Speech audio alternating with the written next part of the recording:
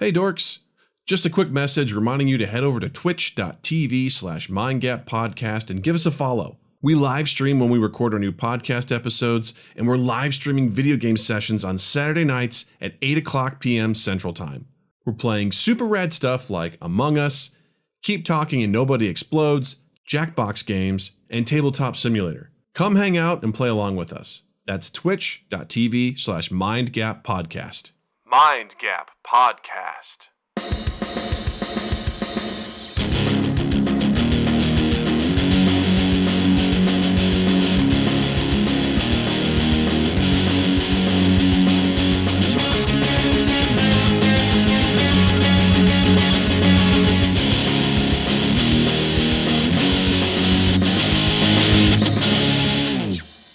Hey everybody, welcome to Mind Gap Podcast. I am Doug. And I'm the one that's known as Justin. This week, we have a return guest. We have another Mind Gap Podcast All-Star joining us. And I want Justin to introduce you because I'm just not confident about saying your last name. I know I've heard it a lot of times, but I don't want to fuck it up. So Justin, would you like to introduce our guest? I would absolutely adore to. I would adore to. And I'm not 100% sure I won't fuck up the pronunciation, even though I know what it should be. So, ladies and gentlemen, from Smoose Entertainment, you've enjoyed his films, you've enjoyed his face, now enjoy his voice. Please welcome Mr. Adam Smestad! Yes, hi everybody. Thank you very much. And you did a good job with the last name. Thank you. Yay! See, that's what I was like. I was outside tonight. I was smoking some burgers, because that's what I do. And he breaks them up, puts them in rolling paper, lights them, and just goes to town. You know, you'd be surprised how much it puts your body at ease. You know, it's good for your heart. It's good for your heart. Right. And as a cardiologist won't tell you that. Eating burgers, not great. Smoking burgers, shockingly good for you. Different story. Same hole, goes to the different place. You know what I mean? That's true. It's molecularly changed. Burgers in the lungs, great. Burgers in the belly, not so great. Yeah, burgers in the bloodstream, not okay. If you've learned one thing this podcast, I hope it's that. Yeah, 100%. Yep. Suffer from burger lung. That's right, Slotty. My dad died from burger lung, you son of a bitch.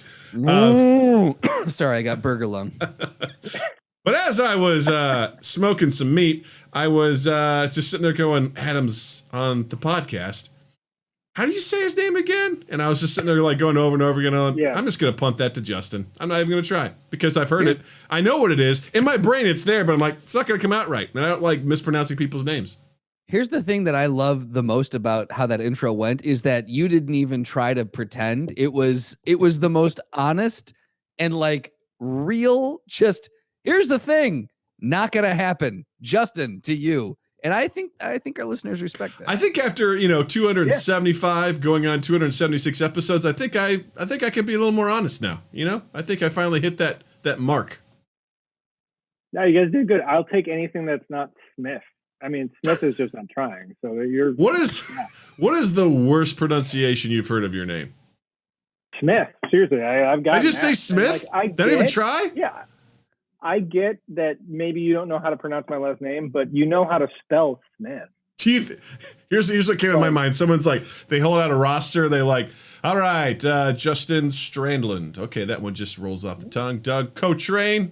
No? Okay, whatever. And they look at yours. They're like, I think something happened with the printer. I think this was supposed to say Smith. Someone sneezed while typing the name. That's got to say Smith. There's no way. Anyone's name is Smestad. Kyle Bartlett. I would prefer just them going Adam and then just looking. Yeah, like that's better than Smith. But I get that. Whatever. Smith, like Smith. You're right though. That is just for lack of trying. Like that is not even. You've stopped. You've given up on reading if you're pronouncing it Smith. Phoning it in. Well, we're excited to have you here. We have some good stuff to talk about. I can't wait to dive into our topics for tonight and also talk a little bit about your film projects as well as the quarantine files. But before we do that, a little bit of housekeeping. As always, you guys know we're on Spotify. Be sure to check us out there as well as any other place you find your podcasts. But definitely check us out on Spotify. Don't know why I struggle with that word all of a sudden. Also, join us in our Discord server. If you don't know where to find it, head over to twitch.tv/mindgappodcast. In our channel, there's a little box that says Discord. Just click on the box. It'll bring you right over to our Discord server. We have an awesome community there. And we hang out. We shoot the shit. Today, Slotty was posting his lies of pictures of what looked like cinnamon rolls, but he said they were cookies. We have people debating on whether or not the Star Wars movies are good. We're trying to find groups to play games. We're setting up D&D one-shots. Like, we have a really good time. Come hang out with us.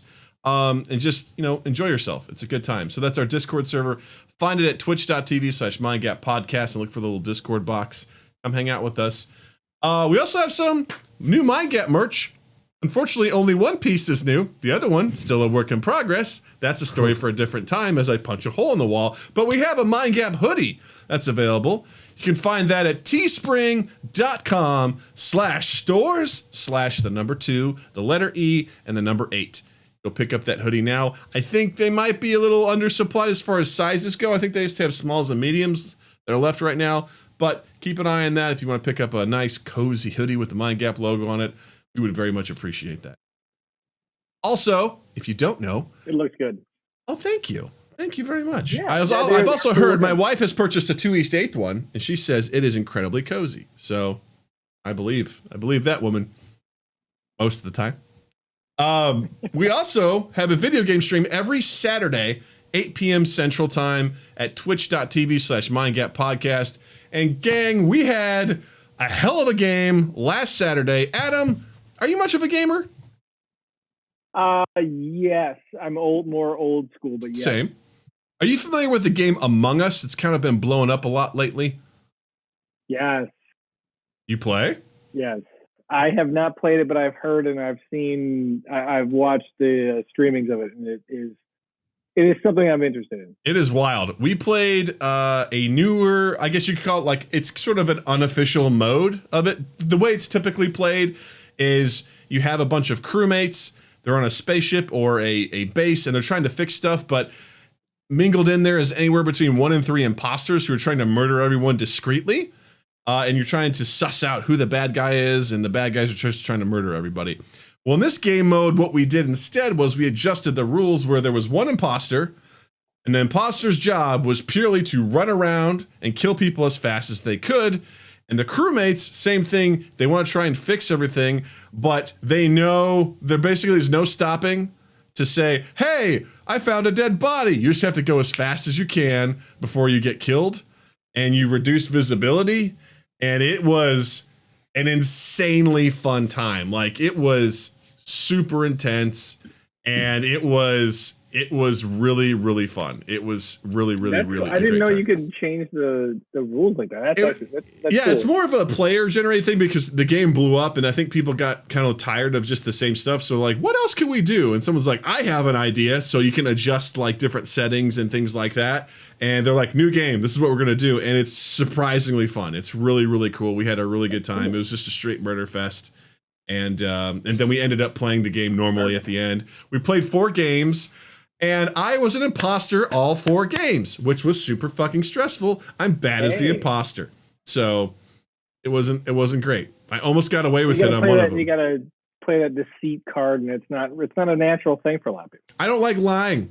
And again, once again, Slotty and I were teamed up as imposters, and once again, terrible combo, the two of us. Terrible combo. He got busted immediately, and I was by myself, and I was like, I don't know how the fuck I'm going to pull this off. And I didn't. Spoiler alert. I didn't pull it off. Got close, but didn't make it happen. So anyway. I do want to check it out.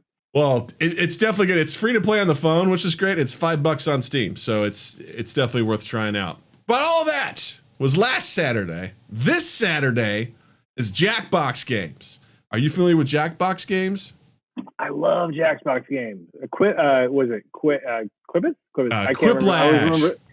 Quiplash. Oh, I love that thing. That is so fun. Well, Adam, I'm going to go ahead and extend the offer now. If you'd like to join us, we have a game this Saturday at 8 p.m. Come hang out. Come for a couple rounds. You don't have to stay the whole time. Oh. Come hang out with us. We're going to play. I've got Jackbox 7, Jackbox 5, Jackbox 3. So I think I have Jackbox 6. So I've got a whole bunch of them.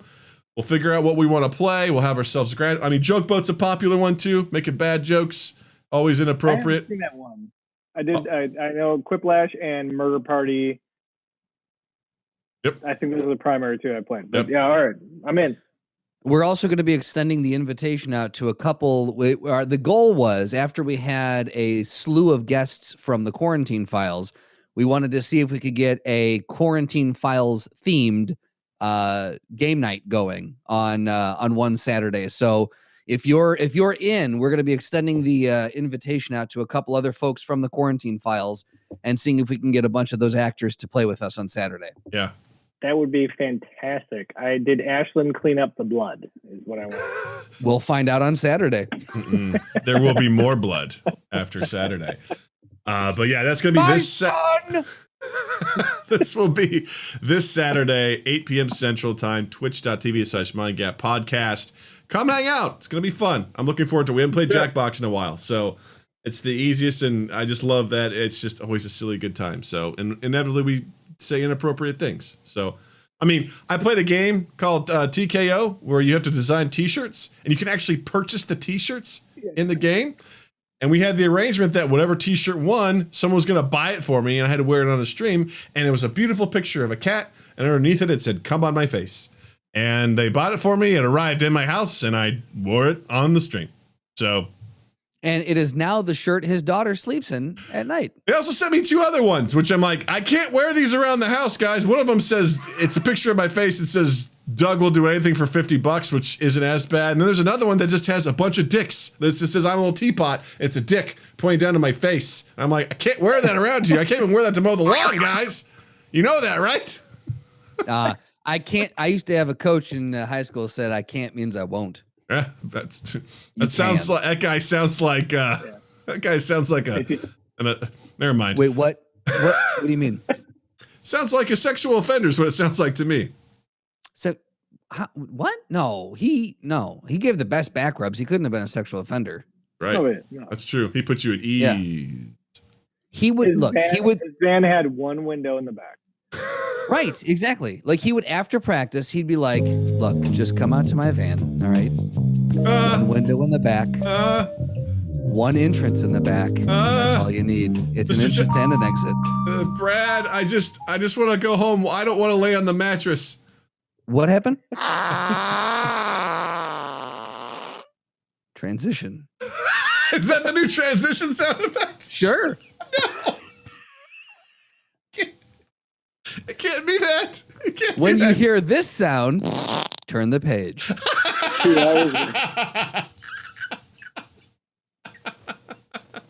I would read that audiobook.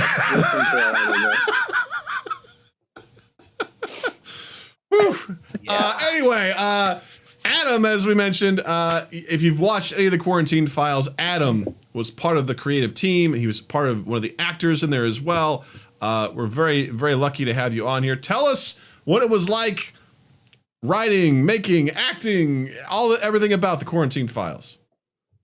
That it came together easier than we thought. I mean, the whole basis of it was supposed to be about, just how difficult it's going to be to try to make content while everybody's stuck in their house and nobody can get together. I mean, normally even if you make a short film, a little short indie film, I mean, we're still talking about a crew of at least 5-6 people.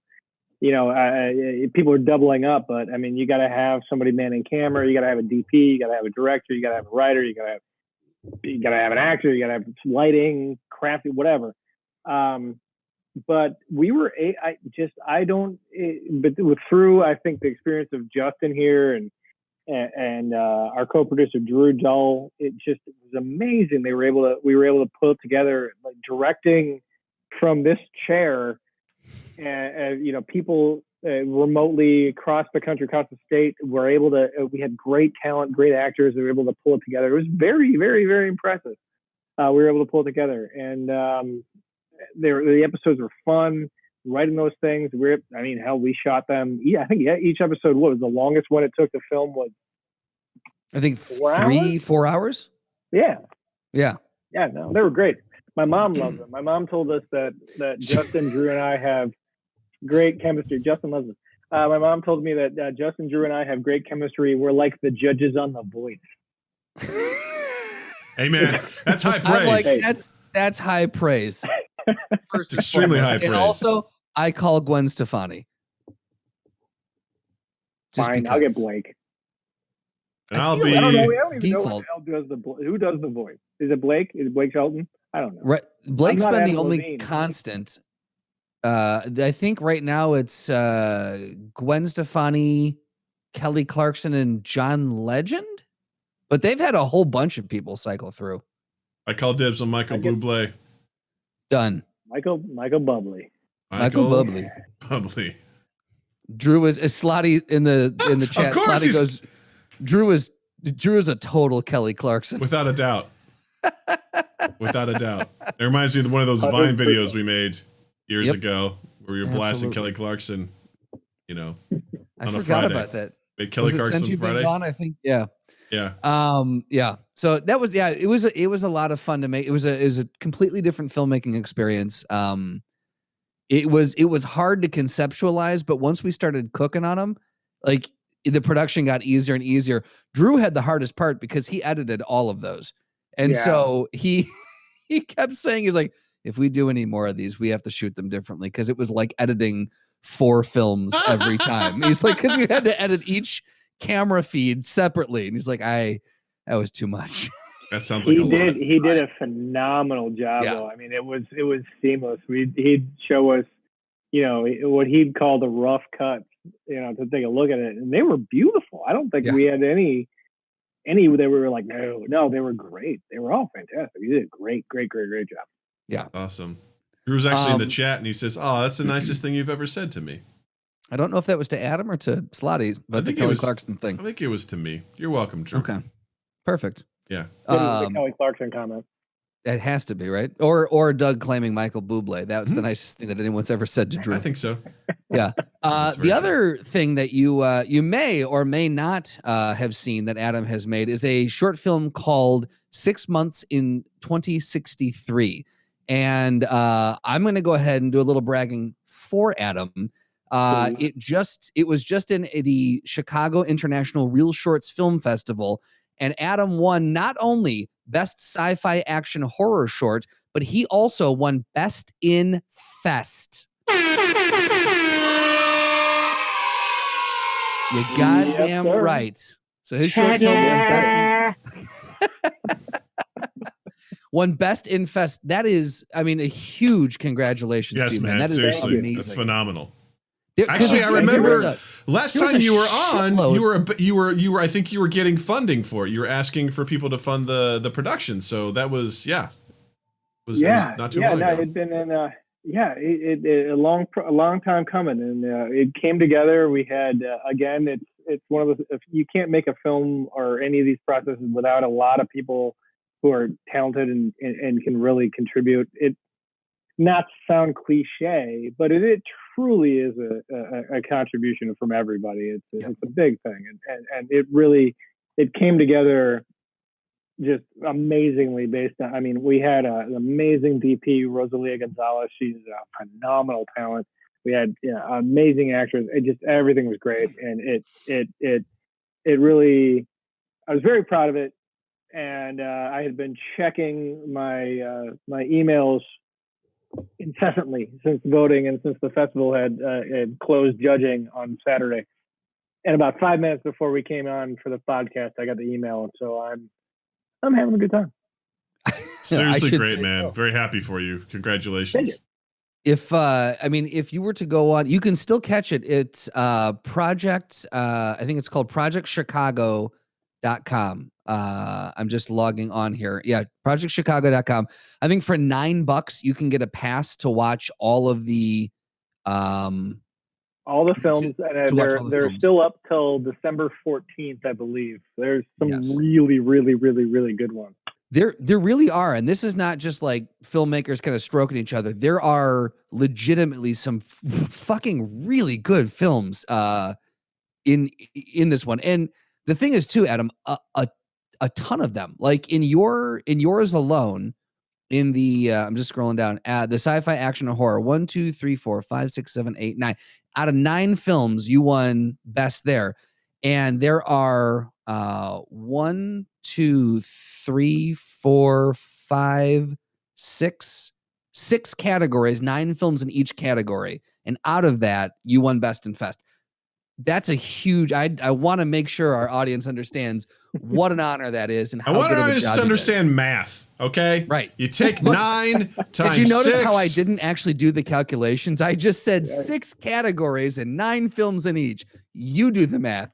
You're fuckers. number 1 out of all of those. Out of all those, that's easily 10,000 movies. Yes. It's between 7 and 10,000, and you won. But no, seriously, that's a great honor, man. Yeah. Thank you very much. Project Chicago, check it out. And you can check his out one more time. That is 6 months in 2063. And it's definitely worth the watch. So Speaking of movies that are worth a watch, did you guys hear? I'll say this. If this movie was in this film festival, Adam, you might have lost. Yeah. I'm just saying. Tenet? This guy. Tenet.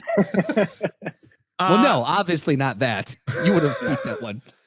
Have you heard about Warner Brothers putting all of their movies onto HBO Max for 2021? Sorry, I thought we were starting with a different one. Never mind. No. I mean, you know what? That's actually, we should probably do that one real quick. You're probably right. We thought, because we had talked about leading in with that one just to get us warmed up. Yeah, let's do that. Talking about. Adam, if this movie was in the film fest, you would have lost. I'm sorry. Doug, tell them what they won. Down. If you guys don't know, Kentucky Fried Chicken is once again doing an amazing partnership, this time not with Crocs, but with the Lifetime Movie Network and Mario Lopez. Oh my God. To make a movie called A Recipe for Seduction, where Mario Lopez plays Colonel Sanders. I always felt that he played AC Slater with a bit of a Kentucky vibe. Yeah, there's no Kentucky accent in this at all. None. Have you seen the trailer for this, Adam? Oh my God. There's a torture scene. Yes, There's there like is. A torture scene. It's like everything. It's like it's romance. It's got romance. It's got chicken. It's got like a bond. It's a very. It's got cuckolding. It's got intrigue. Yeah. Oh God. It's got I think like one line from Mario Lopez in the entire 1 minute and 12-second teaser, which feels like 5 minutes. But he's like, "Yeah, I'm the new chef." Colonel Sanders. Like that's his whole line. I'm like, what? What is this? Adam, what were you saying? I said the torture scene I was watching. It reminds me of that torture scene from Quantum of Solace with the nut. Yes. Yeah. It was like it is. Or not Quantum. Was it Quantum? Yeah, it was Quantum. Yeah. I think it was Quantum. Yeah. It's like that meets Reservoir Dogs, where his ear gets cut off. Like it's a little bit of. Yeah, it is. I've got to see it. Well, I mean, if I remember correctly, it premieres. Go ahead, Justin. I'm sorry. I would like you, if you could, can you pull up either the Wikipedia or IMDb or something? Can you just describe the plot to us? Oh, well, I would love to. Stand by. And you're right. It premieres very soon. If I'm not mistaken, I think it comes out on December 13th. Yep. So it's a mini make sure. Movie, so I think it's only 15 minutes long. It's only so it would have qualified for the film fest. That is what you're saying. I might not be. I might be wrong on 15 minutes. I know it's a mini movie, which because they're setting up for a sequel. Oh God! Please tell me there's and we're. Here's the thing. Then they find it's not on IMDb. It's not on IMDb, guys. Check the Library of Congress. It's very eyebrow. Well, as Doug's looking this up, The Ringer had 43 pressing questions about A Recipe for Seduction, Lifetime's KFC movie. It's just even hard to say those words out loud. But one of the best questions I think they put out there, and I didn't know I needed this until they brought it up, was, are those combination KFC, Pizza Hut, Taco Bell restaurants just the source material for an epic Infinity War style finale? And I would adore that. Straight up. So. And if we could, I want to see. can we throw in? Can we throw in Popeyes, maybe Chick-fil-A too? Like, let's just get all the players in there. One of my favorite thing is the top things in the searches people ask, is a recipe for Seduction KFC real? Right. Because when you watch it, it plays like an Onion movie trailer. Yeah. Yeah. It says Well, Lifetime confirmed to NBC News on Monday that the project is real and that a recipe for Seduction is the channel's first custom branded content. I think it also says, what was something here? So It's basically an ad. It almost sounds like it's a 15-minute ad, is what it is. That's gross. Oh, That's gross. I do want to see the Taco Bell version though. Yeah, right. Oh yeah. I feel like I would really connect with that one. Think outside the bun. Couple of great headlines here. One from Eater. It says the Lifetime KFC mini movie has left me exhausted by brands. Yeah, that's accurate. And the other one from AL, Lifetime KFC movie. No one asked for the steamy recipe for Seduction, but here it is. Well, no one had to. They're doing us a favor, is what it is. Yeah. Yeah. If you guys had to choose a fast food restaurant to make a movie based on using that restaurant as source material, what would your movie be? What restaurant would you choose? Is this a romance or can it be any genre? It can be any genre, period. And you have to film it in the quarantine. Go. I would watch a pair up of Nicolas Cage's character from National Treasure and the Hamburglar. And they're breaking in to steal the recipe for the secret sauce for Big Mac. I'm into it. I don't know what you would call that, but that Right. would be, yeah. Yes. I also want to Doug, call what it do you got? robbing the king, but that's a little on the nose. But I for me, it's a combination. I want to do something like Long John Silver's and Jaws, sort of like. It seems like something or it's like a team up with the Meg, the movie, the sequel. Jervis says McTreasure Hunters. There it is. There it is. See? Yeah. You just got to source it out to the audience. That's all it is. The only thing that'll kill it is popcorn shrimp. The only mine would be an Atomic Blonde style movie, like a female forward action movie starring Wendy from Wendy's. Nice. Like hands down. Where she's got to rescue her Uncle Dave. Dead Uncle Dave. We'll bring him back. Yeah. The dead. But no, here's the thing. At the middle of the movie, the climax, he dies and she has to avenge him. And that's what motivates her. That's what drives her forward. Slotty has a good one. I think you redo Mamma Mia, but the entire film is inside an Olive Garden. Oh, thank you. Slotty wins this one. Of course. I was just thinking you do Groundhog Day, but with Olive Garden's never-ending soup and salad. Every day is the same. It's always there. Yes. Oh, guys. More breadsticks? Yeah. Can we please? Someone needs to start. Just tuck into this script. Turn the episode off, someone, and just start writing right now, please. Yeah, I'm right? begging you. We need this in our lives. And yes, you're right. Jervis says Chef Mike would have a cameo in the Wendy's film. Without a doubt. He would play the love interest. Mm-hmm. Yeah, he would. Needless to say, I am. A part of this is pretty silly, and I can appreciate that. The silliness factor behind it, but at the same time, it's just like this is also gross. Yeah, it just seems like an empty shill to me. Yeah. I'm curious how serious it takes itself. Considering it doesn't seem like it's really taking itself that serious. And let's face it, everyone's talking about it right now. So I think it's working. So, right. We've conservatively spent 10 to 15 minutes on it. So there you go. Yeah. I just do a quick search for this. It's like all these different places have written articles about it. Like, because it's so out there and absurd, it's I don't know. I appreciate it, but it's like of all things to combine Lifetime and KFC. It's like, all right.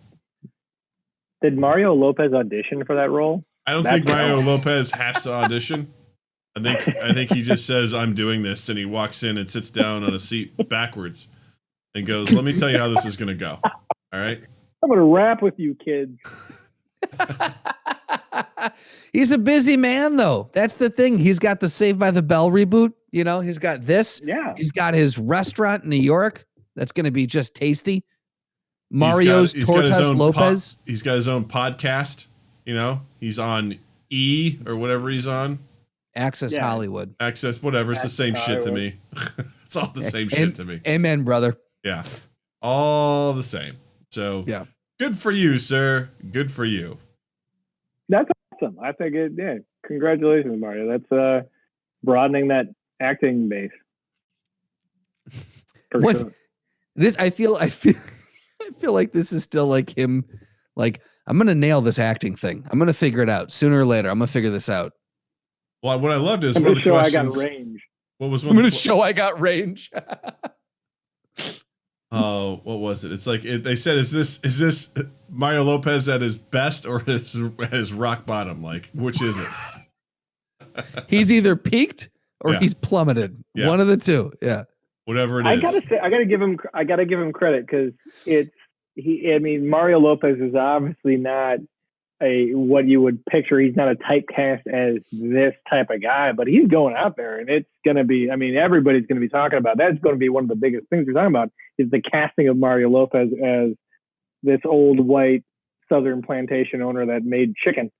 Right. So good for him for sticking his neck out and doing that. I give him credit for that. That's a ballsy move. All right, Mario. Yeah. I think whether it pays off or not. The thing that sticks out the most for me is that Mario Lopez blatantly does not eat fried chicken. No. Like, you can't convince me he created a recipe. This is to me, good for him for sticking his neck out. I don't buy it. I can't suspend my disbelief. He doesn't have the body of someone who created a fried chicken recipe. Wow, those are great. That's a great abs you got there. Yep, chicken. I pray to God that's a line in that movie. Yep, did you get a screener? I feel like you got a screener. Yeah.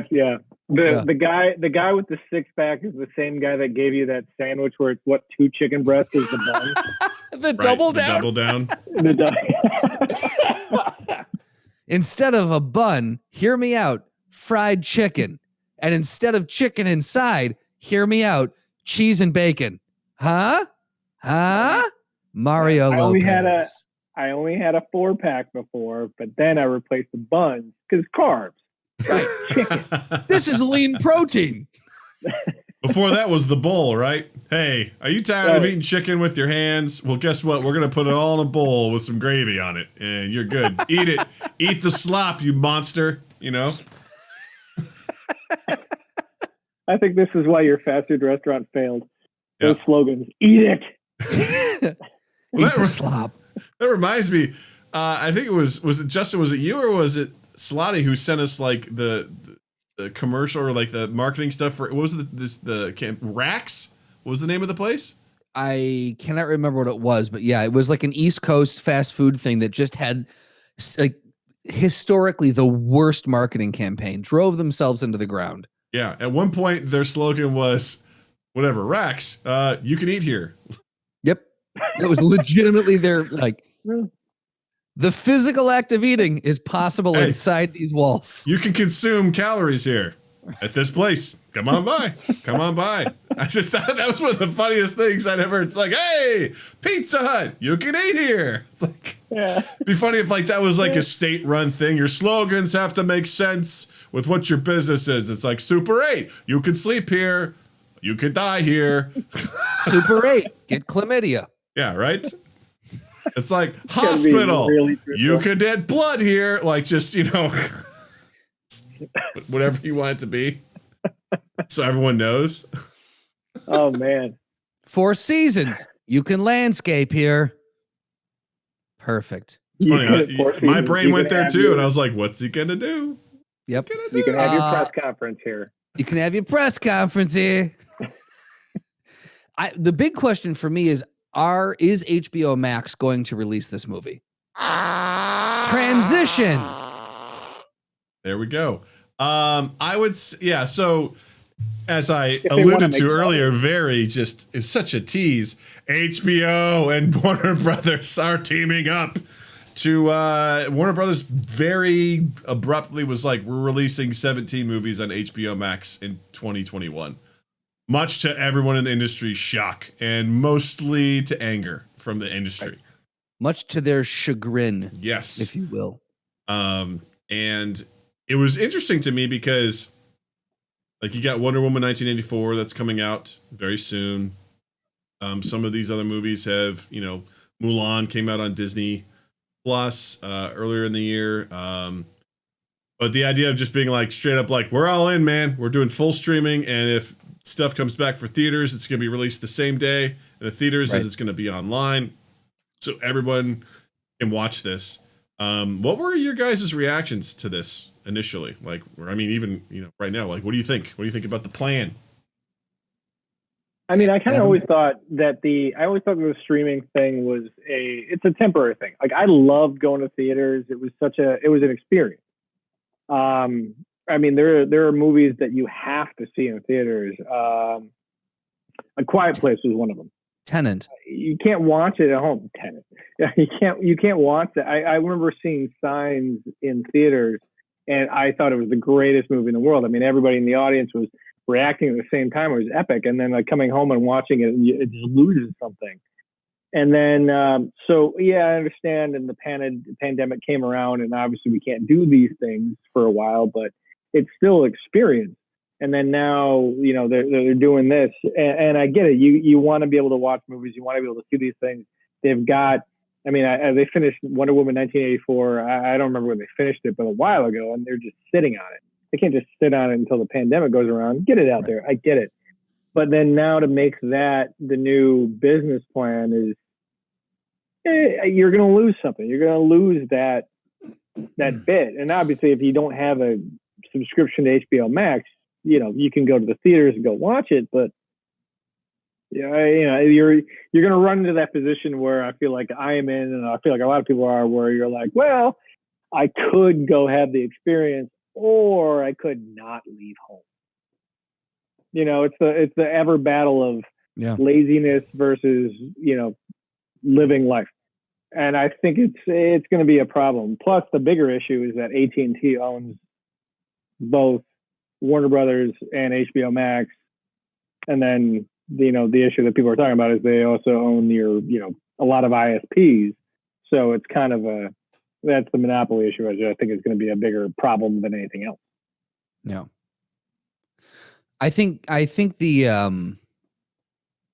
day and date model, it's interesting that the prior to the pandemic, it was one of those things where it was seldom touched, releasing it on streaming the same day that you're releasing it in the theater. A lot of people were like, and only a very select few. It was almost like when things used to go straight to video. People were just like, yeah, well, sure, we'll give it a limited run in the theater, but it's going to kind of go to streaming. And it was kind of where you hid your movies, prior to the pandemic. And I think now, to your point, Adam, a lot of what people are looking for is they've got this backlog of stuff it had gotten shot over the pandemic. They had people who were working on it, editing, and now you're just sitting, or in some of it was already shot and edited, and they were just waiting for the release date. And now they're just sitting on this pile of, intellectual property who they're like, well, eventually we need to get this shit out because we've been promising people, and we need to start making some sort of money. I think what's interesting too is I was listening to a podcast called The Business, where they talk about more of the business side of the film industry, and the two hosts brought up a really interesting point about HBO Max, and they had said that HBO Max has yet to have its tentpole thing, that's tentpole show or its tentpole offering that kind of solidifies it in the industry and also justifies the $15 a month price tag. Netflix has planted its flag with House of Cards, Orange is the New Black, Stranger Things. It's had this run of shows and now films that have really solidified it. Hulu has had The Handmaid's Tale, and Prime has had Jack Ryan and a few other ones. And HBO Max is still struggling to find that. They've put a few things out, but nothing has really like staked their claim in the world of streaming like they thought they were going to. And so what they were positing is this is kind of HBO's last chance with Wonder Woman. They're like, this is their all-in moment. And so they don't go the way of Quibi, basically, where they've got to try to get a hit.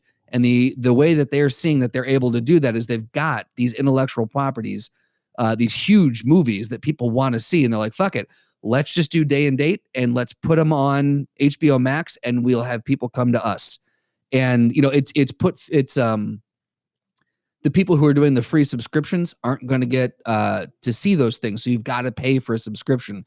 So in the short term, I'd say within the year, it's a great model, but I don't know how you sustain that going forward because there's only so many subscriptions you're going to get, right? Eventually, you're going to need to go above and beyond. Like are you going to have to start doing like what Disney Plus did, where you're selling the subscription to Disney Plus on top of that $30 for Mulan, like you're buying a movie ticket. I'm wondering, like, how long does this sustain until you need to go to a whole different model, I think that's a good point. Go ahead, Adam. Yeah. No, I was going to say, I wonder to that point, which is actually an angle I hadn't thought about it, but so if that's what they're trying to do, if this is going to be, as you call it, the tent pole to try to get people to come in and subscribe, would you subscribe to whatever it is, $15 a month, because they have a movie that you want to see? You see the movie once, are you going to want to continue to keep in that $15 a month? Or everything that you've listed with Netflix and with Amazon Prime and with Hulu, those are series. Yeah, you got a Right. Handmaid's Tale. You got series. You can pay the subscription fee. You're going to see several hours of that content, that show. Netflix had Stranger Things, had House of Cards, all that. Orange is the New Black. You're going to see several hours of that new show plus all these other movies. Are you going to pay? Are people going to want to pay a monthly subscription fee to see Wonder Woman 1984 and Dune and whatever Space Jam again? It's I don't Space know. I don't Jam, think it's going to but last. with LeBron. I don't think it's going to last. I think I was actually watching. There was I think it was John Oliver who actually commented on HBO Max and joked because he's on HBO. Yeah. But why is HBO Max? What is HBO Max? Nobody knows what HBO Max is. Right. When it first came out, I was so pissed off. I was just like, what? Like, we've got one more. Great. One more streaming service. Maybe I'm an idiot. How is, because HBO Go became HBO Max, right? Correct. So, or HBO Now or Go, one of the two. Whatever those was, that became the digital version of HBO, correct? Correct. Okay. Now, HBO Max also has stuff that HBO does not have. Mm-hmm. So, like, what's the one? Lovecraft Country. Yeah. That's an HBO Max exclusive. Mm. So, to Adam's point, I think what the idea is you load up 2021 with a bunch of premium movies. You get people in and they see some of the stuff that you already, I don't think their shows have made enough noise yet, but if they're thinking if you can bring people in, they watch their movie, then they start scrubbing through and they're like, well, what else is here? And then they see, oh, Lovecraft Country. Oh, name another show that's on there. Sure. Whatever. Like one of these other shows. Oh, now this show's kind of interesting to Perry Mason, like all these other things like, oh, I'm into this now. I think they're hoping that they can hook people with the limited amount that they currently have. That's my guess, but yeah. All right, my daughter is knocking on the wall that I share with her right now. She's just knock, knock, knock. Does she have an opinion on this? I was like, yeah, she wants to chime in.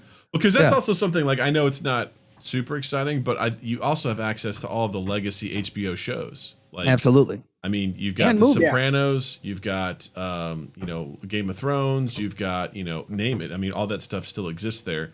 So you can still check out that stuff. Now, granted, it's more of the what have you done for me lately? Of course, I don't know if they really have. I mean, I have HBO Max, and so from my perspective, I love the movie theaters. Like Justin knows this. I absolutely adored going to the movies. But oddly enough, kind of don't miss it either at the same side, which is weird to me because to me, it was a very religious experience going there. Mm-hmm. But I found myself in the last couple of years being more annoyed by the people that are in the theater ruining my experience than I am like enjoying the movie itself. Now, I did enjoy taking my daughter to the movies for the first couple of times because it's such a big deal. We get some popcorn, get some treats. We sit down in these big comfy seats. We watch, the lights go down. We get the big screen, the big music, and it was really cool. It was a fun experience. But at the same time, some of these things, I agree. The catharsis that happens watching Endgame in the theater, never ever be able to top that. Like to me, like that was fucking amazing. Avengers, when he the said first assemble, and the theater lost their fucking collective minds. Yeah, women were impregnated unintentionally that day. The conception that took place was amazing. Assemble, and then and that's I think you mean assemble, right? Conception, and then. Yeah. But for me nowadays, like I'm fine getting Tenet and watching Tenet on the TV. Yeah. I'm fine. And for me, I wasn't planning on going to see Wonder Woman in the theaters. So for me, this is a win. I'm like, I'll check it out. I'll watch it because I have access to it. Godzilla versus Kong.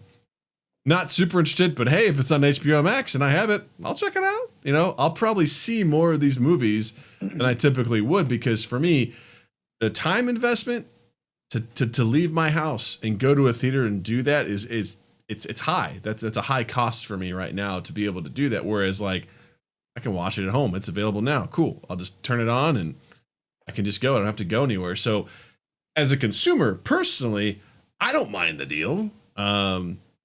It seems way more feasible to me because honestly, I don't know the next time I'm going to go to a theater. I'm really paranoid about that kind of stuff. Like right now, where I'm like, I don't want to go into a dark building with a bunch of other gross strangers, and just have to go through. I do like I have seen a couple of things where theaters are renting out their spaces to groups so you can watch a new release. So it's like you can have up to 20 people.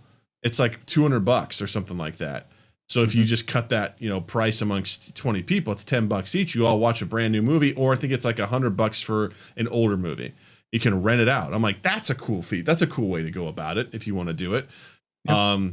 But in general, like, I don't know, like as a consumer, I don't hate the deal. For me, I'm like, it's convenient. It's kind of where I stand. It's a weird business. I feel like the way they're going about it is a weird business model because they're also releasing it in theaters as well. Yeah. So it feels like they're not committing to one way or the other, because then you're giving people a choice. They don't have to pay $15 and subscribe to go see Wonder Woman 1984. They don't have to pay that monthly fee to see. I think what else is it? Dune and Godzilla versus Kong. I think there was only like two or three that I was like, oh, cool. And there's like a whole bunch of other ones. I'm like, I don't even know what those are. So I mean, you still have the consumers who haven't committed to. Like, I like HBO. I love all the shows. I don't subscribe to HBO Max, but I would do it for all the other shows and everything else they got on there. But having Wonder Woman 1984 and having all these movies on there that's not going to make the difference to me, because I can still go see them in the theaters if I want. Why would I now commit to a monthly fee to see this one movie when I wasn't going to commit to the monthly fee already? I think if they really wanted to do it, either go full in, lay all your cards on the table, and see if they're going and just put it out on HBO Max, and then obviously you got to deal with the whole issue of the filmmakers' problems, which is a whole other thing. Yeah. Or put a pin in that. We're going to talk about that. Or just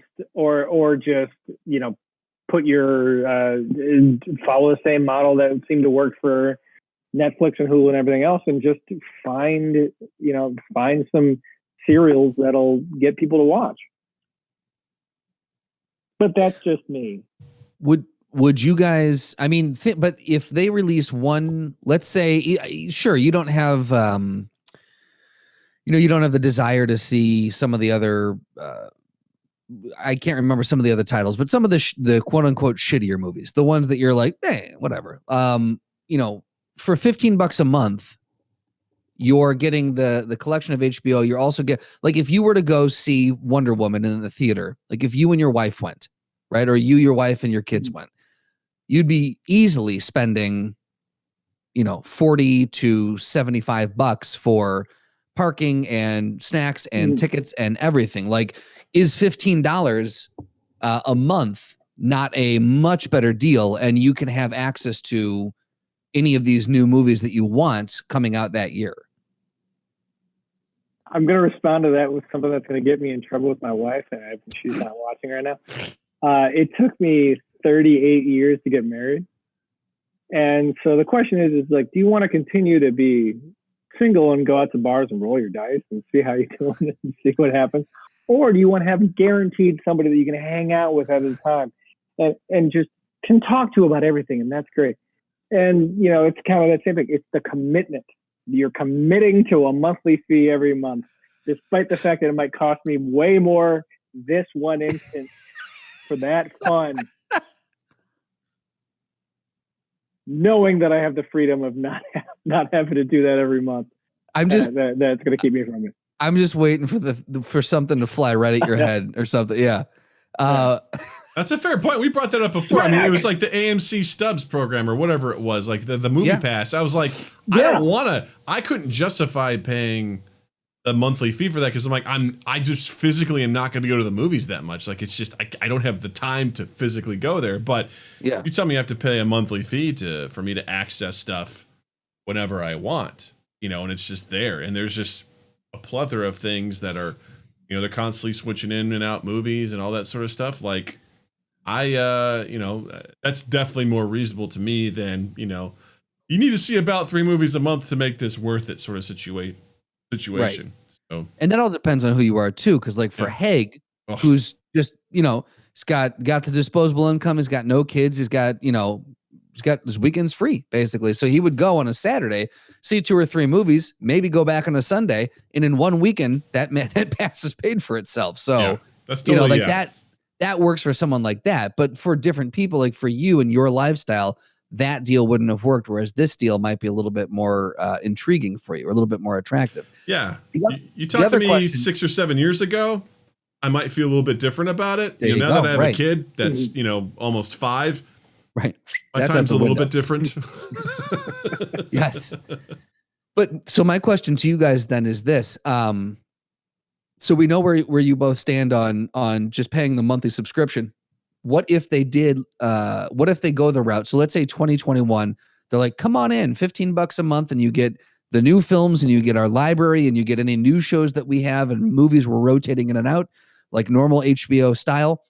But then 2022 comes along and they're like, great, now that we've established that, and now that theaters are kind of a little bit more back to the norm, hypothetically, they're going the Disney Plus model, where they're saying $15 a month for HBO Max. Any new movies that come on HBO Max will be an additional $10. You buy a ticket to it, or an additional $15. Would you guys, Adam, I think I know where you stand on that already. Doug, would that be something that you would abide by or oblige to? I'd kind of take a look at it the same way. Like that model was now, and it's like, hey, Wonder Woman 1984 is coming out, I wouldn't buy it because I don't want to see it. So sure. Simple as that. Like, I would approach it like I would approach any other movie that was coming out. Like, also depends on the price point. Like $30 was a pretty big price point for Mulan to be like, okay. It's like, now technically you own it forever, but I was like, that's an unfortunate movie for them to test that on too, because it didn't do very well.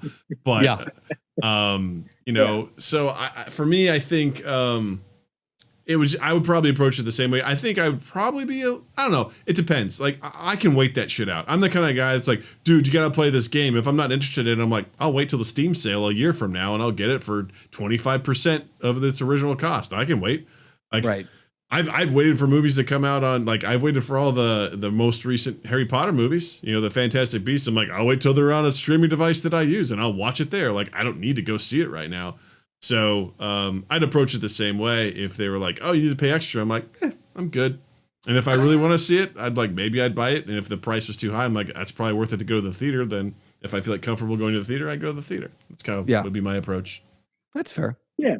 I feel like if I committed already to the subscription fee, I'm committed. It's not going to make me not it's not gonna be unsubscribe, but I don't know that again, it would be a game time decision about depending on the movie, depending on if it's something I really want to watch, something I really can't wait for. Yeah, I've done it with some of the movies that have come out during the vid. Do they call it the vid? The Rona? The Rona? The Demic? I think they call it the OV. I think the Demic works, yes. Yeah, but otherwise, I mean, if I already committed, if I already made the decision to subscribe, I'm committed. It'll take me a lot to unsubscribe, but I don't know.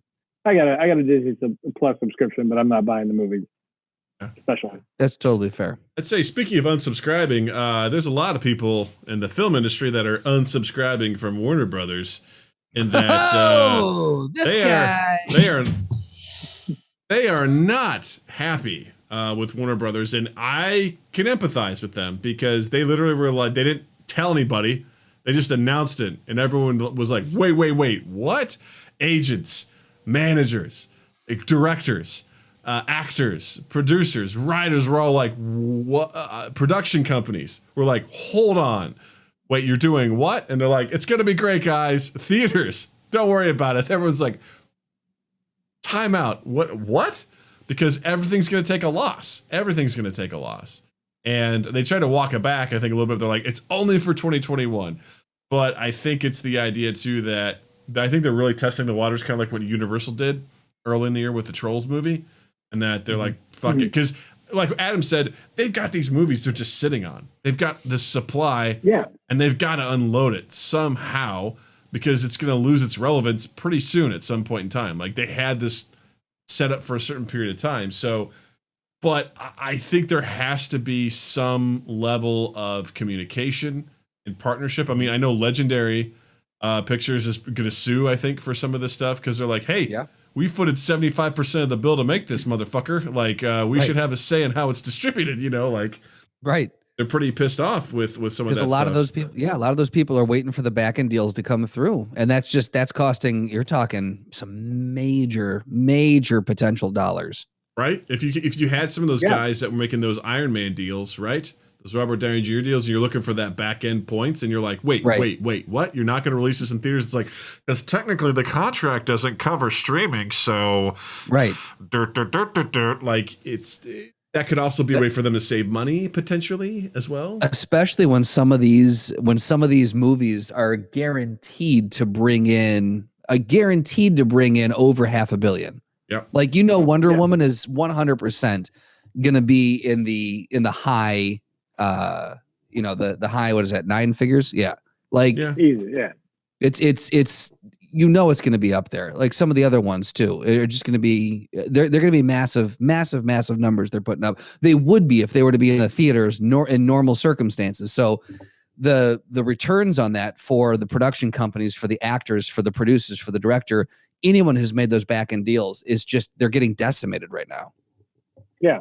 Well, each of these movies is under a contract. This is, they contract with producers, they contract with the distribution companies. So Warner Brothers has got a contract.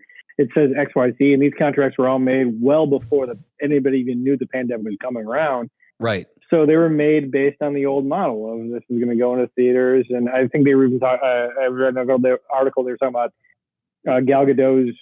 She's getting paid on the back end on box office receipts. Obviously, that's going to impact her. Legendary is going to be getting paid on the box office receipts. That's going to impact them. But at the same time, you get the other argument with WB. This is a lawyer hat on me. You got the argument with Warner Brothers is going to say, well, exactly what Doug, what you were saying is that we've got these movies that are done that we have to get out. I mean, is anybody going to care about Wonder Woman and who knows how long the pandemic's going to last before the theaters can move out and before people are comfortable going back in there. So, I mean, they got to get it out. So what I think is going to realistically happen is there's going to be litigation. Legendary will file a lawsuit. It'll be in the public eye for a bit. Warner Brothers and Legendary will come to a settlement. They'll figure it out. And I probably think it'll turn into some sort of a new kind of model that nobody saw coming, just like what happened way back in the day with Napster. Everybody thought it was going to destroy the music industry, and then they kind of figured it out. Right. So I think I'd argue they never quite relapsed, or they never quite rebounded from it. They're still reeling from it today. But I agree with you. I'm very much, when it comes to this sort of stuff, like the whole thing that happened with Jonas and I talked about this when Universal was doing this stuff with Trolls 2. Part of me is like, you know what? Fuck these movie theaters. Like, and I love them. I do. But the idea that they have this stranglehold on how stuff can be distributed, I'm like, go fuck yourself. Like, listen. Right. If you're not staying up with the current trend of things, you're going to get left behind. That's a fact, man. Change. Like, it's there in nature. It's part of capitalism. Capitalism is nature. There you go. No, but the point is that you can't just drag everyone down and be a burden because it hurts your business model. And that's kind of how I've seen some of these movie theater things. Is because, again, personally, I'm like, I've always been curious to be like, I would love to see same day release in theaters be available to me at home because it's easy. It's easy for me to do that. And it's bad for movie theaters, right? I get that. But who's the consumer here? I am. Right. Selfish. No.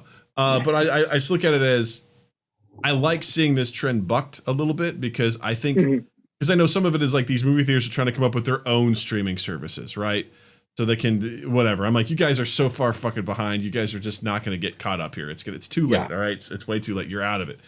And I look at it as, you know, this is a great opportunity to experiment with some of this stuff. And unfortunately, it could be the end of some of these movie theater companies. I don't know if some of these are going to ever recover from it, but at the same time, I'm like, let's look at our situation. It's the same thing with our work-life like balance, right? I haven't been to an office in months, and I'm okay with that. And moving forward, that's kind of going to be my standard. Whenever I'm in a job situation, I'm gonna be like, so what's my ability to work from home? Because we all know we don't have to be at the office, right?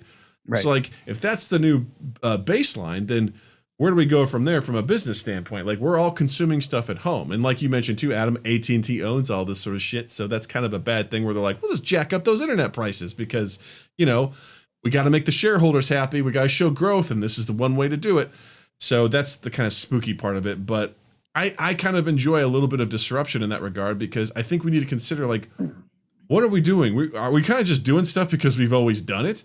And that's kind of the way we go about it. It's like, or can we be a little bit more innovative here? And yeah, I think people are going to get hurt in the process, and that sucks. I definitely feel bad for anything that happens, but also, where are we in this frame of mind with technology and with people's lives and what they're actually asking for? And can we adapt and maybe find a hybrid? Maybe it's not one or the other. Maybe we can find a new way to do it that benefits everybody. I don't know. Right. Well, I think if you look, anytime new media has come around, like radio came out and then movies came out and they were like, oh, death of radio. And radio stayed around, you know, in some form or the other. And then TV came out and everyone's like, who the fuck's going to want this in their house? Movies all day, you know, and then TV started getting real big, like, but then movies stayed around. Radio was still there as well. And each time something like this comes out, it finds a way to carve out a section for itself. It may dominate the market, but the things that came prior, if they've been around long enough and if there's a desire for them, they'll still be there. The viewership, like if you look at radio now, still around, but the numbers significantly less, but it's still here. So it's still limping along. So I think movie theaters will never go away. They've ingrained themselves to a point where they will never go away, at least not in our lifetimes. But I do think that if you look at the trends and try to fight it, it's inevitable. It's like Thanos. I am inevitable. It's just gonna come. Like Jared. Wait. Fuck me, slutty. There it is. So you're fighting a losing battle if you're trying to say this like, oh, we're gonna need to dig our heels in, and this is how we've always done it. You've already lost. Like the train has left the station on this one. There's no coming back from it. You've got to embrace. You've got to figure out how to pivot and how to like when Netflix really started making a name for itself, these movie theaters should have already been figuring out how to do their own streaming services. They should have seen this coming, and they're so far behind at this point. I mean, it's tough too because look at them last year. I mean, Disney made $7 billion at the box office. I mean, sure. Honestly, I really liken it a lot to the music industry around the 2000s, right? Because CDs were king, but people were saying they wanted something like a downloadable service, and those music companies looked into it and they're like, nah, we don't want to do it. Someone else did it because they realized the demand was there and it happened. This is a similar situation, a more legal situation where it wasn't like someone just goes, I'm going to do it for free. Fuck you guys. It's like pandemic happened. Everything changed. People can't go to the places to consume this content and they still want to consume the content, and you've already made the content. How are you going to deliver it? And that's where I think you're right. Like this wasn't a 1 month thing or we just had to delay some stuff. We're back at it. We're still going, man. We're going to be coming up on a year anniversary here real soon. Right. Of this pandemic. And this has shifted things. It's changed things forever. You know, it's things are different. Normal. So it's well, and to your point about Disney, though, like that's not something that Disney at the beginning of this year just went, you know what we need to do? We need to release Disney Plus. Someone get on it. Like they've been working on this for quite some time. Like they had the foresight to. This plan has been in motion for many years, you know, in some stage or another. And it's like a movie, you know, like people are making movies 10 years prior to them actually coming out. The screenwriter is starting to write the script and they're starting to talk. Oh, is there interest buzzing around Hollywood? Like, remember when Live, Die, Repeat or Edge of Tomorrow came out? You and I got our hands on the script back in 2012 or 2013? 2012. Yeah. And then when did that movie actually end up coming out? Stand by. We're standing by. As we find this out. Really? 2014? It came out. Actually, I think I got it before that. I remember sharing it with you. I think, but the movie came out in 2014.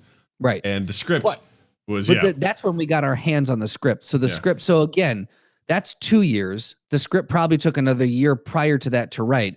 So we're talking about 3 or 4 years of that thing being in production. And the script that we had was an incredibly old version of the script that was nothing like what ended up on screen. So yeah. So, and then what was the other one that there was something that recently came out where the filmmaker was talking about how it took them 10 years to get it to Chris Charles and his movie, The Marksman. There you go. Right. Yeah. So that was 10 years to get, and that's not an uncommon story where someone Sorkin is talking about in the thing I'm watching with him. He's talking about stuff that he's like, oh, I wrote this. I had the idea for this. I started writing this, 5-10 years ago, or even one of them that he was talking about was 15 years ago. And then I shelved it, and then it got interest, and then it sold to a studio, but they shelved it. Then another studio bought it, more interest, and it bounces around. So these things take a lot of time to move down the pipe. So the fact that these theater companies had not been working on a streaming service, they're fucked at this point. Like anyone who's got a streaming service coming out, it's been thought of. Yeah. And Wonder Woman 19, I mean, that's 26 years old. Like, right. I mean, yeah. Talk about, they should have gotten around to editing that. You know who should have edited it? Drew Dull. Drew Dull. He could have done that. He could have. Son of a bitch. Who do we write a letter to? I would have loved to been on those phone calls. Been amazing. Seriously, you're not done yet? We filmed that in the 80s. know he's 3. All right. But eventually he'll be a good editor. Give him time. Give him time to grow as a human.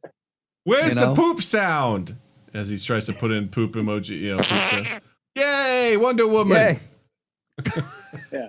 It wins best sound design now. Right. I don't know. He's a little rough around the edges, sir. All right. Oh, that's hilarious. Jerma says, the boys took so long that Simon Pegg went from being cast as Huey to being cast as Huey's dad. However, the boys comic was originally drawn based on Simon Pegg himself. So without Simon Pegg's original consent. He originally, after he found it, he's like, that's awesome.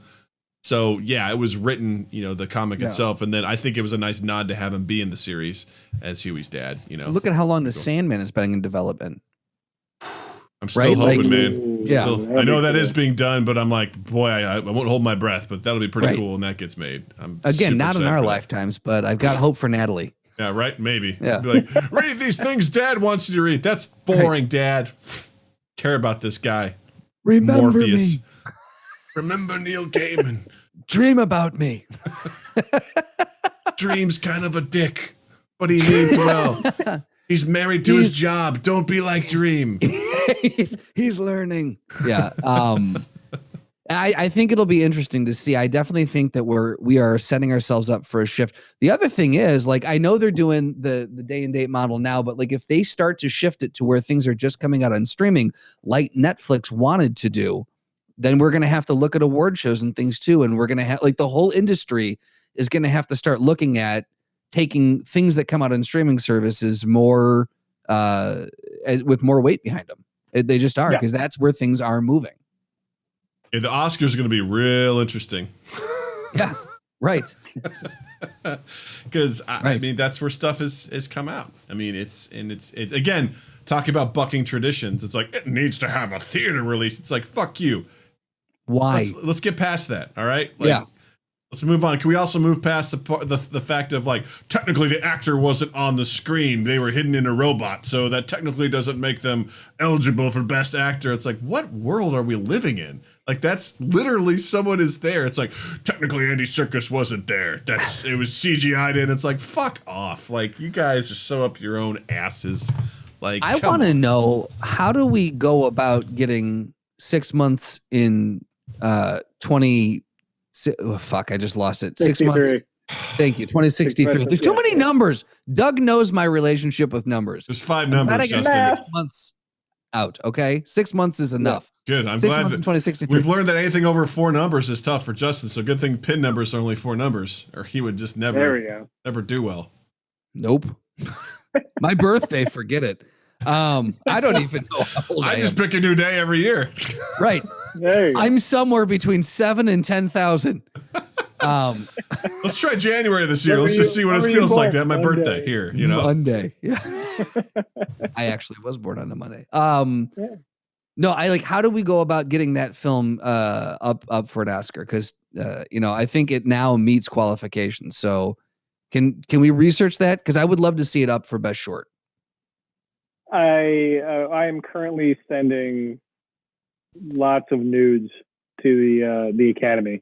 I'm hoping I feel like that's a good campaign strategy. That's the start. That's step 1. Step 2. Step 3. Oscar. Can we get, if we can, with our audience, can you please try to get hashtag 2063 Oscars trending? And people are going to have no idea what that, they're going to go, wait, the Oscars in 50 years from now? What is it? What? How? Yeah. I love the idea of, like, unintended consequences from hashtags and stuff like that. Just the hilarious stuff that comes from it, where, especially if it's a brand doing it, that's like, we got this cool hashtag. It's like, wait, you fail, man. You fail. Think about that. Think it through. Yeah. 2063 Oscars. 2063 Oscar be like, I don't even know what's going to come out in the next 5 years. I mean, geez. Like, is this something that's been buried in a vault or something, and we're just like going to dig it out? Like, what's happening? Is this that 100-year film that what's his face did? We talked about the Louis XIII film. Oh yeah, it was like John Malkovich. Was it Robert Rodriguez? It was John Malkovich. Might have been Robert Rodriguez. It was definitely John Malkovich, though. Yeah. Yeah, in a movie that'll be released in early 2100s. Yeah. Is the soundtrack going to be that one Wu-Tang album that what's his face bid on that nobody else can listen to? Right. Justin Shkreli. Justin, I'm a douchebag, and I hope I rot in hell. That guy, yeah. Yeah.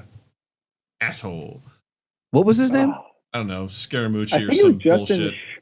I don't know how to pronounce it. That was his name. Yeah. Okay. Shkreli. Martin Shkreli. Martin, yeah. Someone said in the, yeah. There's also, someone else did a record of the same thing, and it was made like on clay or something, and then put into a vault that if global warming, if we start to stop it, it was basically, wasn't it put into a place where water will rise if global warming continues to happen? It will wreck the record or something. Yeah, I want to say it was Pharrell Williams. Yes, you are correct. Yeah, I did hear about that. Yeah. Glad that's what we're trying to save. And see what happens, Hashtag Pharrell Clay album. Hashtag 2063 after. Hashtag hope this shit still works in 2100. There's you know what? I don't have a good segue for it. Welcome to the Throwdown. Ladies and gentlemen, the silky sound of Tex means that it's time for the Throwdown. Today's Throwdown, Adam, this is in honor of you, buddy. This is 100% in honor of you. Doug, you ready? Yes. All right. So today's Throwdown is... Q from the James Bond franchise versus Alfred Pennyworth. Pennywise the Third from Batman. So Q from the James Bond franchise versus Alfred from the Batman franchise. Adam, you're a Bond head and you're a Batman fiend. So I am a dork on both.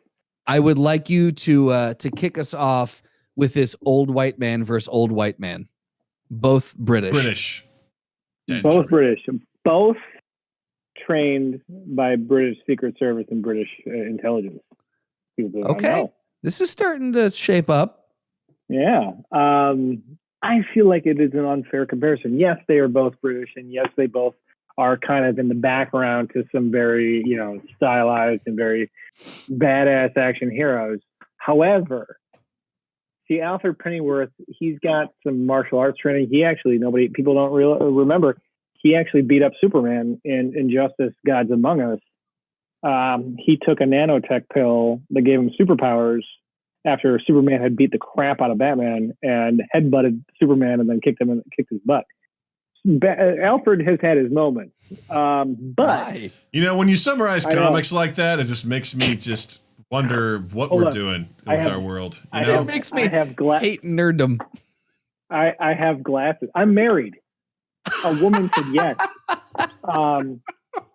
Hold on, let me put my glasses on. To a real person. To a real person, yes. She's not a robot from Japan. Anymore. She's not one of Doug's fuckbots? No? I wished upon a fairy godmother, and now she's a real girl. But Q, on the other hand, though, Q did not headbutt Superman in the face. So Q has not, to my knowledge, come out with some real actual action sequences where he can show his physical prowess. However, Alfred has done some of the work on some of Batman's tech. Q is the sole guy. Yeah, he's got the British intelligence. He's got MI6 working behind him. But I mean, I feel like all that stuff that's Q's. Q gets credit for all those Bond tech. So if you're looking at tech, Q's the guy. If you're looking at otherwise general support, I'll go with Alfred. Who do I want to have lunch with? Who do I want to have drinks with? Q. Q is awesome. Q also taught James Bond how to slay. So. Yes. And in Diamonds Are Forever, Q can show that he can hack a slot machine. So go to a casino with Q.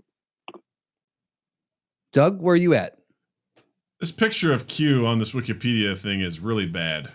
It's an old man leaning against a tree holding two guns. It looks like he's really uncomfortable, and he's like, I don't want to be here anymore. Kind of how I'm getting. Which Q was it? That's Q, Desmond Llewellyn. He's like, I don't want to do this. I mean, if my I go right hand can hold the gun higher than my left hand. I have to hold both of them? Why? This is incredibly inaccurate. No one would ever do this. According to fandom.com, Alfred Pennyworth's abilities are medical training, and that's it. So I think that's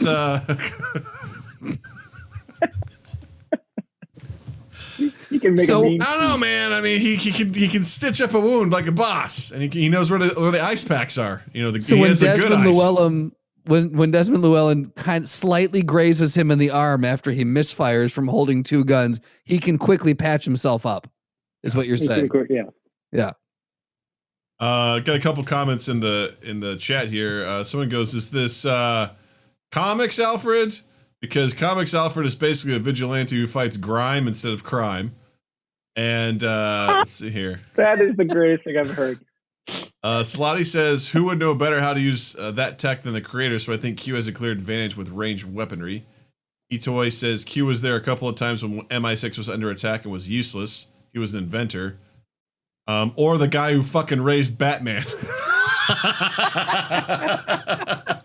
So let's do this. Let's put Alfred wanders in on Batman has to go on vacation to special assignment. Batman has to go on special Batman's assignment. going up to the farm.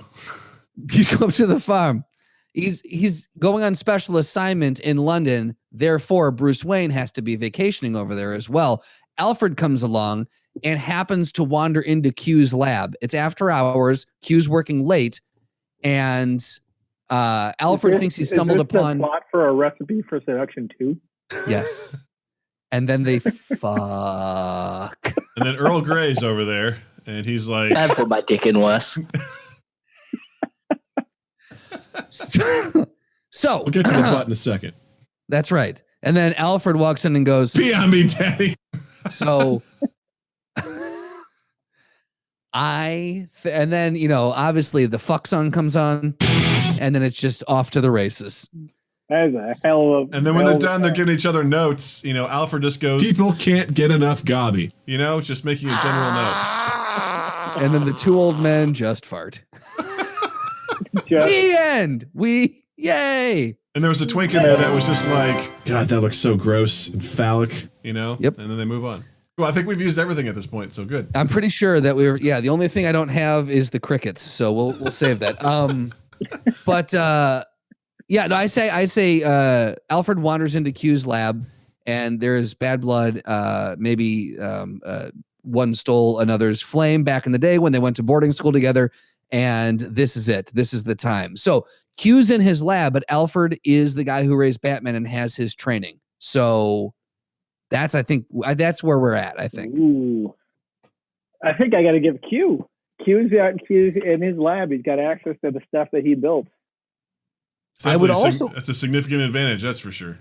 I would also argue, though, that Alfred being kind of Batman's tech guy, too, because he's seen helping Batman with all of his stuff, is that he could probably grab something in the lab and be pretty adept at just figuring it out really quickly. Alfred's got skills when it comes to technology, too. Well, according to the fandom, unless it's a scalpel or, some bandages, not really going to help him. Not to mention that a lot of Q stuff is pretty intricate. Like, you got to click the button once and it's armed, and then they click it once and it's disarmed, and the guy's like, click, click, and then click, and it's like, how do you know that shit unless you're Q, That's fair. That's very fair. Yeah. Only thing I remember from GoldenEye. Okay, so if we're just on the street then, is that a more fair fight, or is that now too slanted towards Alfred? Alfred gets it on the street. Q gets it in his lab. And Adam gets it in the sheet.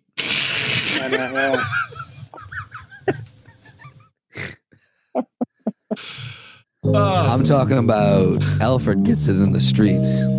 Adam gets it in the sheets. Welcome to Mind Gap After Dark. We're talking Adam Sheets, baby. You get it, son. You get it. I'm just trying to find a place where they're evenly matched, I think they're at the Sizzler for a blue light special dinner, blue plate special. I don't know what it is. They're at the Cracker Barrel. Then you seem like Cracker Barrel guys. Oh, look at this quaint American cuisine. Let's give it a try. Yes. I'll have a biscuit. I'll have some chicken fried steak. What do you mean it's not chicken? This is strange. And then Mario Lopez walks in and says, try this chicken. He's like, I'm the new chef. My name's Colonel Sanders. All right, so focus. I'll sum it up like this. Please. Q probably has a gadget that no one else can be prepared for that will give him an advantage. Whether it's defensive or offensive, I think that gives him a significant advantage. While I think Alfred obviously has some training and some expertise, I think Q's gadgetry, because there's one thing we know about Bond. Most of the time, it's dealing with some sort of crazy gadget that's going to get them in or out of trouble. So, sure.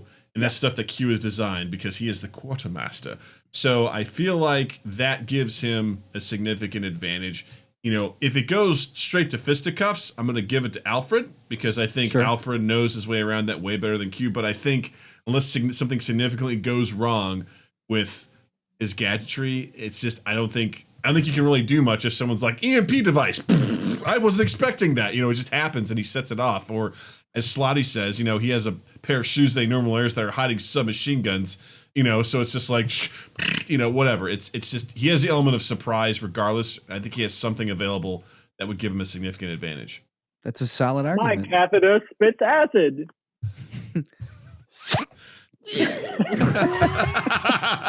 So are we saying what I think we're saying? Yeah, my mind's saying Q, but my heart says Alfred. My dick says, let's finish this up. All right. So I think we're all in agreement. We're doing Q for the win. Congratulations, Quartermaster. Yes. That was a solid analysis, Doug. That was a very solid analysis. Thanks. I'm glad I could help with that. This was so much fun, Adam. Thanks so much for coming back and hanging out and shooting the shit with us. This was great. No, I love this. Yeah, I love you guys. You're great. You guys put a great thing together. A little podcast is fantastic. He loves us. Thank you. Oh my God. I do. Oh my gosh. Well, with that being said, we are going to allow you to promote anything you'd like to right now since you said you loved us. If you want your social media stuff, you can post it right here verbally. Say it if you got anything you want people to check out of your own. Anything you'd recommend, TV, movie, book, game-wise, the floor is yours, sir. Whatever you'd like to promote or recommend. Please go check out the Quarantine Files. It's on YouTube. You can check it out. The Quarantine Files is made in conjunction with my production company, Smoose Entertainment, and our good friends over here with Justin Strandland and Drew Dull. It is a fantastic, fun little thing. Go check it out. A great little web series. We've got, 8 episodes? 8. No, yep. I forgot. 8 episodes. Correct. Yeah.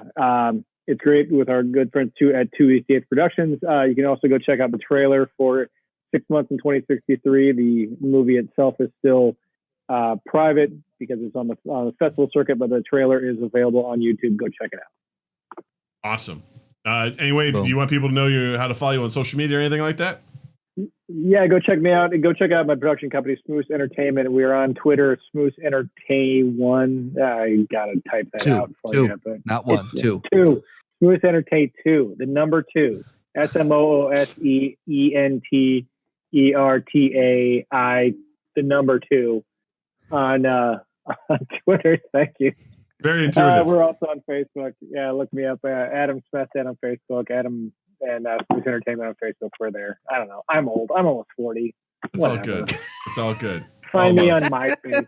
It's all love, bruv. That's what they say. Justin, what you got?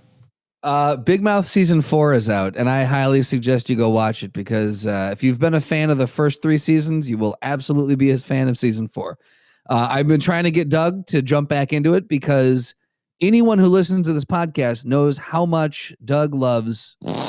And there is episode 3 titled Poop Madness. And I'm pretty sure that the writers got together in the writer's room and said, all right, guys, I heard this podcast. We need to write an episode for Doug Cochran. What do we do? And this is what came out of that writer's room. Can't wait. So please go watch that. Also, Quarantine Files, for sure. Go check that out. Doug, what do you got?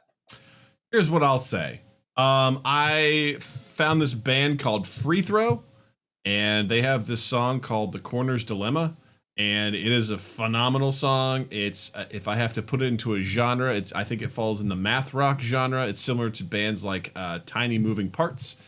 It's really good. It's a really cool song. It's essentially about having social anxiety in situations. The guy sings about being at a party and being so uncomfortable. He tries to go outside. There's more people out there. He feels like he can't breathe, so he starts drinking, and that's kind of his life. And that's how his body is. He does a fantastic job of describing what's happening. He's like, now's the time where my mind decides to get existential. It starts talking about how your body's just a rental. And he's just like, Oh, wow. why now? I'm in this social situation. It's like something for some reason it really hit home where he's like, I want to be anything else but me right now. I just don't like being this. So it's a phenomenal song. Again, it's called Free Throw. The band's Free Throw. The song's called The Corner's Dilemma. Check it out. They're a cool band. I really like their stuff. It's really cool. Highly recommend it. Okay, in addition to that, please, everyone, please don't forget to follow Mind Gap on all our social medias, on Twitter, on Facebook, on Instagram, on YouTube. Find us on YouTube as well. Like and subscribe. Like our videos, subscribe to our channel. We post full episodes there as well as highlights from the show and our Twitch streams. Also, please drop us a follow on Twitch, twitch.tv/MindGapPodcast. We're so dangerously close to 100 followers, and it's be a nice milestone to hit. I think we're like 3 away. 2 or 3 away. Let's do it. Let's get us there. Get us to that 100. So our first year really, in the pandemic, getting 100 followers, that'd be cool. And also just come hang out with us every Saturday night, 8 p.m. Central. We do our video game live streams. We also live stream our podcast episode recordings. So you could be part of these cool people like Jervis and Slotty and E207 and hang out with us while we record it. Those are on Tuesdays at 8 p.m. Central. Twitch.tv/MindGapPodcast. So come hang out. Justin, people can find you somewhere too, right? That's true. If you go to the old Instagrams and Twitters, you can find me at Justin_Michael, spelled Mikel. It's the fun way of spelling it. And while you're in the online realm, check us out on Spotify and Google Podcast, Apple Podcast, Stitcher, all the places where you can find and consume the podcast. Go ahead and review us, rate us, subscribe, share us around, all those things. Big one is sharing. Just copy the link, share it out to your social network, and let people know that you think we're worthwhile because it makes us feel good and it helps save the polar bears. You can also find us at 2east8th.com/mindgap, and then just keep an eye on all of 2 East 8th's stuff. I'm going to go ahead and have to eat crow just a little bit because I'm not 100% sure Sid Penrose is going to be done by the end of the year, but you've got to understand it's shit outside of our control. You wouldn't believe me if I told you, but if you love me, you have to trust me. It's coming soon, just like Jared comes in Slotty. Fuck me, Slotty. So just trust me. Just hang in there, man. I'm pretty sure that's a line from Mario Lopez, right? I think you're right. It's from that new show coming out at noon on December 13th. Oh, because that's what we need. You need the time. Right. Once again, Adam, thanks so much for hanging out. It's an absolute pleasure. And of course, you're always welcome back. You're a delight. And I'm so happy again for your success with your short film. Congratulations. Thank you very much. It's always fun. I love you guys. This is a blast. And Justin, I want to say thank you to you as well. Doug, I want to accept that thank you, and I want to extend a thank you back to you. Oh, and that's kind. And what I like to do is accept that thank you and then also pass that along to our Twitch followers and our Twitch chat. Thank you. And then I'm going to borrow that thank you from them, and I'm going to go ahead and round it out and give it to the listeners. Listeners, as always, thank you. And you all have a dandy fucking week. Mind Gap Podcast.